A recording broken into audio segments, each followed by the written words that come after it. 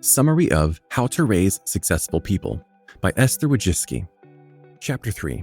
If you don't respect your child's choices, they'll learn that their choices don't matter. Parents often pressure their children to pursue similar careers as they did, or to only pursue careers their parents find acceptable. While pushing your child to go to school to study sensible subjects like engineering or business may seem like you're being responsible and preparing them for success, the unintended consequences are often tragic. The danger that comes with not respecting your child's goals and choices is that you risk alienating your child. When they feel they can't tell you their dreams or what life choices they make, they'll stop trusting you. One of the leading causes of teenage suicide is feeling isolated from one's parents. And even if things don't turn out that tragically, you can't have a strong relationship with your child if they don't feel safe confiding in you, or don't feel like you accept them for who they are. Further, when your child grows up feeling like what they want doesn't matter, you're making them easy prey for abuse. A child already conditioned to believe their choices don't matter is much more likely to end up in abusive relationships, much more likely to be taken advantage of, and much more vulnerable to things like sexual harassment and coercion. The author uses a story from her own life. When one of her daughters graduated college, they decided they didn't want to go out and pursue a career. They instead wanted to live at home working as a babysitter. She was feeling aimless at the time and didn't know what to do with her life.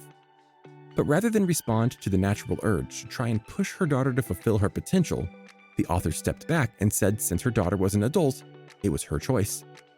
Naturally, after a short period, her daughter came to her senses and ended up going on to found ancestry company 23andMe.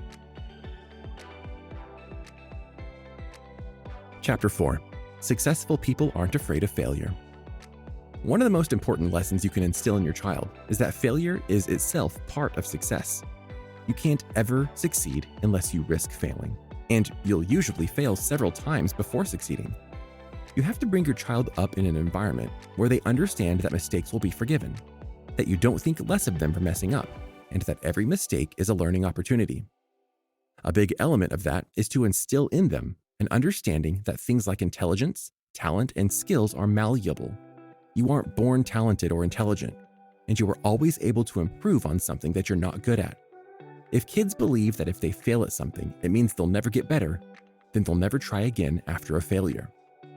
Teaching them that innate ability is less important than learned skill will help them grow up with determination and a willingness to work. Success requires clearly defined goals and an unwillingness to give up. Failure is not a reason to give up.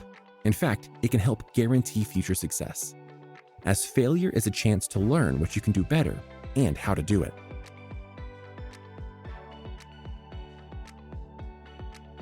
Chapter 5. Authoritarian parenting is counterproductive. Authoritarian and disciplinarian styles of parenting don't actually result in well-behaved children. They result in obedient children and children that are good at lying. Obedience may seem like a nice thing to have from your children, but the issue is that they won't know how to run their own lives once they become adults. Kids need boundaries and structures in place to feel secure, but too much structure leaves them, ironically, feeling insecure because they will feel like they have no control over their lives. The author suggests instead of being authoritarian, or even just overly structured, to be collaborative in your parenting style. This involves things like giving kids choices, while still imposing the boundaries you need.